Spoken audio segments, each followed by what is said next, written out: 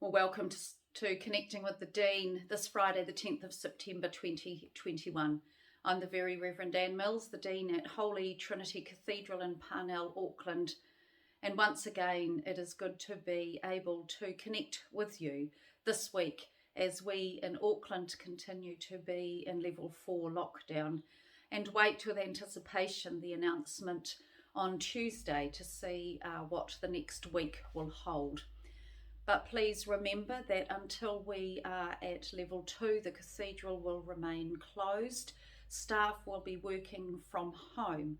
That doesn't mean that we are closed for work. That means that just the building is closed. So please don't hesitate to contact us if there is anything that you need, any assistance we can offer. Please do get in touch with one of us and we would be more than happy to respond to your request. The phone tree has been active again in the last week or two, so thank you to all of those who are offering that important ministry of hospitality as we try to find ways that we can remain connected with one another and care for one another, which the cathedral is so good at doing. If you have not received a phone call and you would like one, please let me know and I would be more than happy to respond to that request also. To those who continue to give generously, we are very grateful. As you can imagine, during this time of lockdown when the cathedral can't be used for events and car parking and other income streams, our income becomes challenged with the fixed costs that we have to continue to maintain. So thank you so much, all of you who have continued with your generous giving. Well, like you in lockdown, life is very different. My life consists of many Zoom meetings and lots of phone calls. And so the highlight of my week this week was being able to have my second COVID vaccination. My appointment that I had booked was cancelled on me and I was determined to have my second vaccination because I believe that if the more of us who are vaccinated, the more chance we have of being able to live well with this pandemic and this virus that is beseeching us.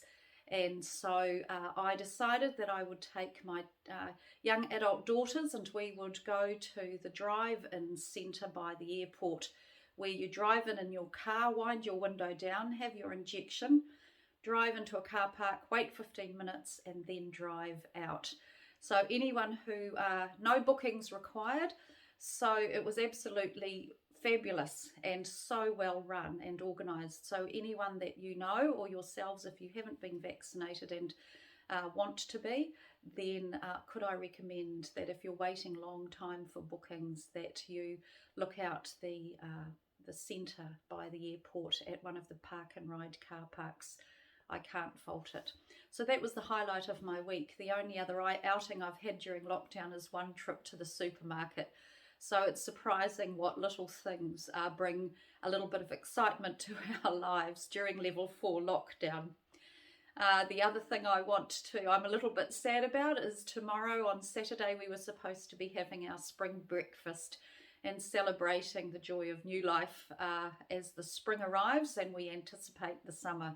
That won't be happening this year. Again, we had it cancelled last year as well. And so we will try again in 2022.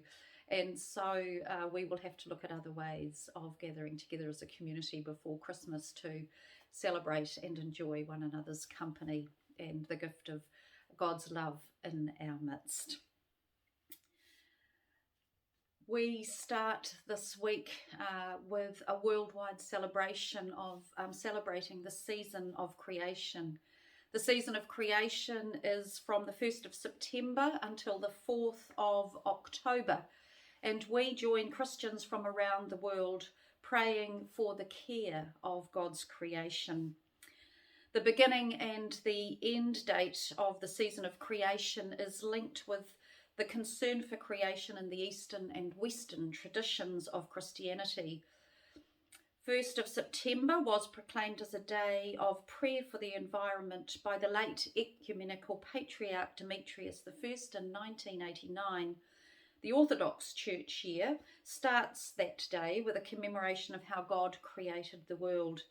And then on the 4th of October, churches from the Western traditions commemorate St. Francis of Assisi, known to many as the author of the Canticle of the Creatures. Last week, for the first time ever, the leaders of the Roman Catholic Church, the Eastern Orthodox Church, and the Anglican Communion have jointly warned of the urgency of environmental sustainability, its impact on poverty, and the importance of global cooperation.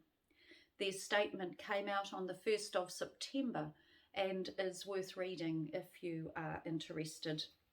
Pope Francis, Ecumenical Patriarch Bartholomew, and our own Archbishop Justin Welby urge everyone to play their part in choosing life for the future of the planet. In the joint statement that they put out, the Christian leaders have called on all people to pray in this Christian season of creation for world leaders ahead of the COP26 this November. The statement reads, "We call on everyone, whatever their belief or worldview, to endeavour to listen to the cry of the earth and of people who are poor, examining their behaviour and pledging meaningful sacrifices for the sake of the earth which God has given us." In recent years, Pope Francis has taken a proactive stand in the care of creation, which is especially visible in his encyclical letter Laudato Si. Laudato Si, our action platform, proposes to all of us the reflection and action of 7 goals that we are invited to achieve to offer full care of creation. In the coming weeks, we are going to reflect on them in our newsletter, as they offer us, I think, a broader picture about what the care of creation really means. Very often we are focused only on ecological issues, which are indeed one of the global priorities. Nevertheless, care for creation is being expressed also in our care for the most vulnerable in our societies, the economy, education, lifestyle, and spirituality. And so in the coming weeks, starting from today in the newsletter, you will receive a list. You will see some of those, all of those actually, different goals from Laudato Si, explained in a little more detail in our newsletter, which I hope you will find helpful as I have found helpful. Starting on Sunday, as we have been advertising, there will be a guest list, some guest speakers each Sunday for 4 Sundays, who will draw our attention to some of the aspects of the season of creation and its purpose. We hope that the talks and goals that we are reflecting on will help us in our engagement with the diverse issues that impact our creation. This Sunday, we welcome Kathy B. Riley, the Diocesan Sustainability Field Worker, and she will join us in our sermon slot to offer us her thinking and reflections in this season of creation. So I hope that you will join us at 10 o'clock for our liturgy of word as we are apart but together. And so until next Friday, I offer you my blessings, my prayers, and my thanks for all you are doing to support one another and those you love. And I hope that you know that the presence of God and God's love makes this journey with you wherever you are and whatever is going on in your lives. And so rich blessings from me to you until we meet again.